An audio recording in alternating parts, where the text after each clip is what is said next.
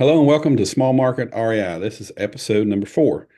It's creative finance, which is, everybody's favorite in the REI space. Everybody likes a good creative deal. So what we're going to try to do is talk about a few of the different creative avenues and give you some background. So my name is David Dean. Everybody calls me Coach, and this is Travis Goodwin, my co-host.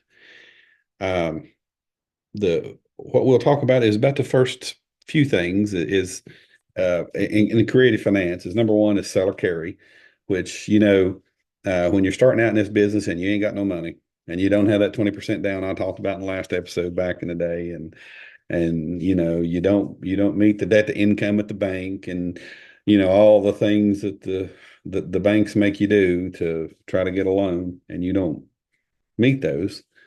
You have the option of creative finance. And that's the way that most people start out. And that's the way that I started out is that.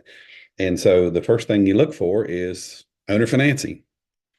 Get the seller to carry the financing. If, particularly if they don't have a mortgage on the property, they can carry the financing, give you favorable terms.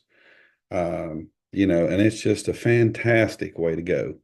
And I can't stress enough, and I will still buy that way to this day. Is I love seller carry. You know, so much easier. You don't have appraisals. You don't have all these different things. You don't have to jump through these hoops. You can close the deal in a few weeks. You just got to make sure that you get your title search.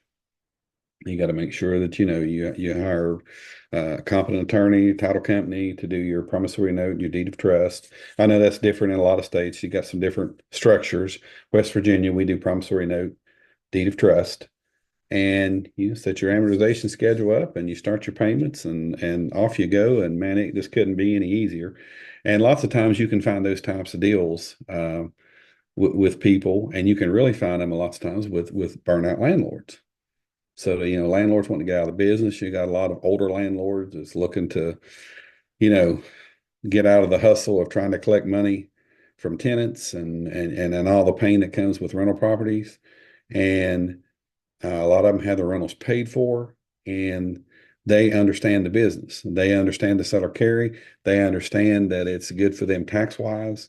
Sometimes not to take that lump sum of money, because they depreciated their properties off, and so they can do it in installments. And it's a real positive thing for a lot of landlords. And I do uh, some of that same stuff myself. I sold a couple of rentals. I sold one to my property manager here a while back, carried financing on. He wanted to buy it. And hey, man, tickles me to death. Send me my check. Don't call me, you know. So that's number one. In West Virginia, we have a thing, it's called land contracts, installment land contracts. Now, in a lot of states, that may be different. So, anytime we're telling you these things, every state's a little bit different. Now, in West Virginia, they're legal, and we do land contracts. Now, I know in other states, I think Texas and maybe some of the other ones, things are a little bit different.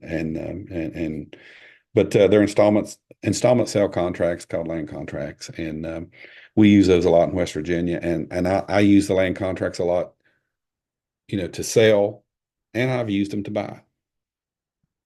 Um, Another is lease options. The first creative deal I ever done, I done with a lease option. That was a Ron LeGrand deal. I learned about lease option, and I'm thinking, man, I can do this. And I wound up making $10,000, and it was, it was a life changer for sure. And with the lease option, there's wraparounds, and there's subject to. Now, subject to is probably one of the more controversial ones of the bunch. I know it's a hot button item right now. A lot of people talk about subject to, but with anything like that, there's also a lot of downsides. So, what do you think about these four avenues that I talked about, Travis? Good question, David. Thanks for having me on here.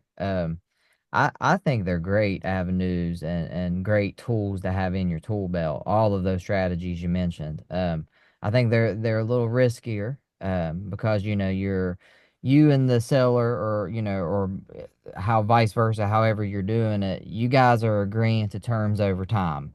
So it's not as clean as, hey, I'm giving you this much, we're transferring the deed and you're done. You know, so if you, I kind of like to have a good relationship with that seller. You know, that Hmm. if I'm structuring that type of deal, I want to make sure they're the type of person that is going to be okay with just holding it and they're not going to change their mind. It's a big decision, if they're going to take payments over time. But other than that, man, you have the right attorney, or a title company that can help you structure the paperwork right.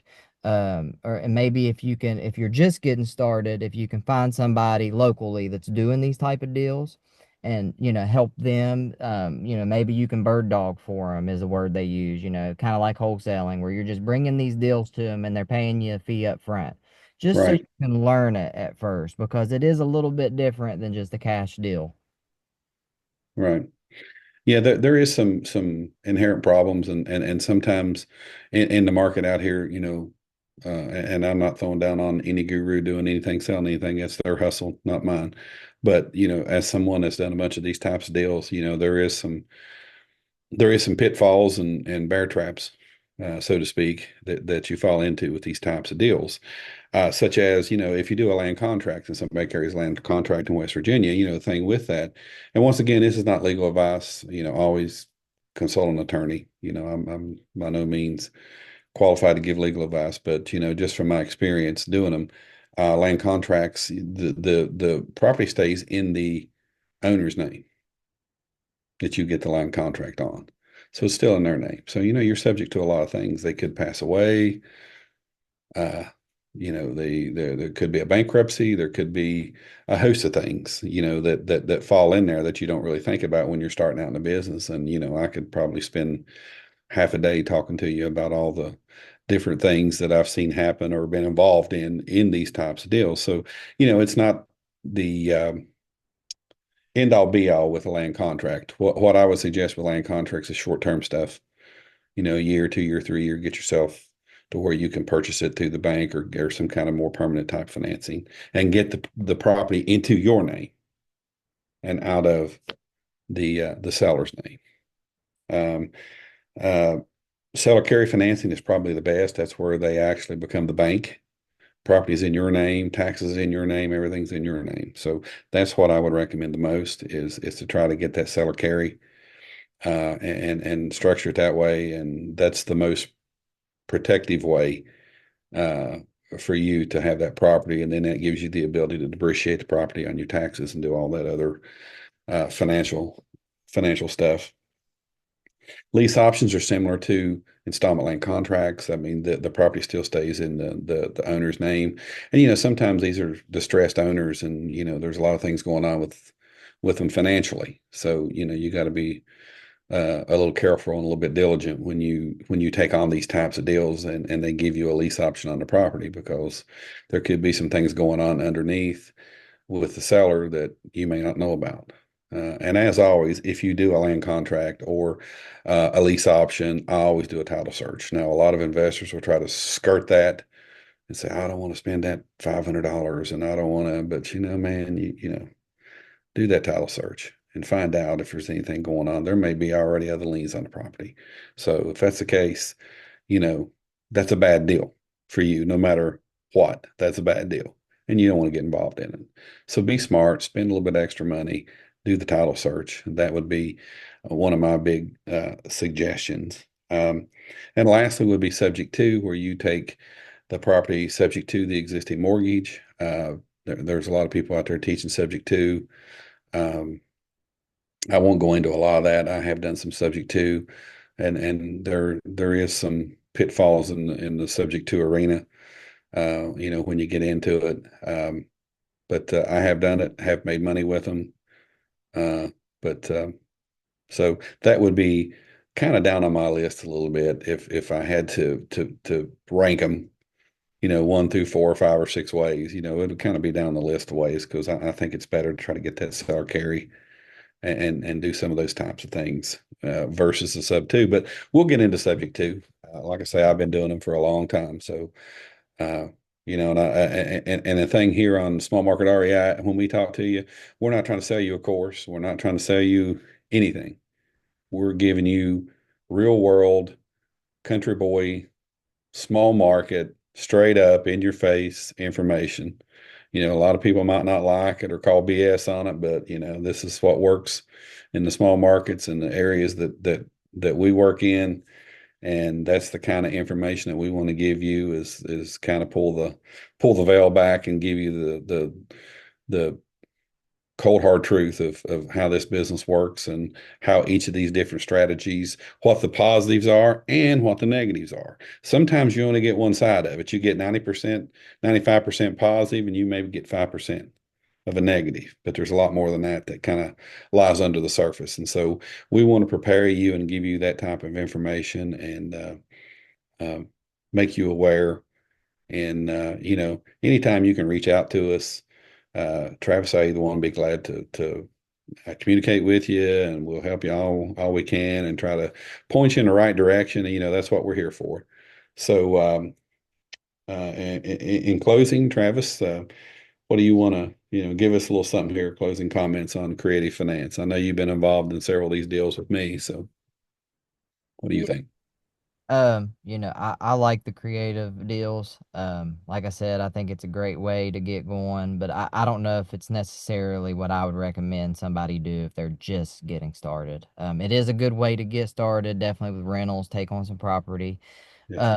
But it is a little bit more complicated, and just make sure you're doing your due diligence, like David said. Always consult with an attorney, do your title searches. Don't try to cut corners with these type of deals. You'll lose a lot of money and gain a lot of headaches. Yeah. Um, but other than that, just definitely learn about it. Now that you know what creative financing is, maybe, do some more research, go to YouTube and watch some more videos about it, and just make sure you're learning as much as you can about it and then taking action once you feel comfortable. Yeah, that's a good point, Travis. Just don't cut corners on them. Do the right thing, do the title searches, you know, get competent legal representation in these deals to structure the deals appropriately to follow your state's guidelines, and if you do that, you're probably going to be okay. And like I always say, in a real estate deal, any contract you sign is only as good as two people put their name on it. So too sharp don't cut in these types of deals. So it's got to be positive for both sides. So, all right. Well, that'll wrap us up here for episode number 4 on creative finance. We appreciate you watching. As always, if you got some value out of this thing, please share it for us on our social media channels. Like, follow, subscribe. On behalf of Travis Goodwin, I'm David Dean. We thank you for watching.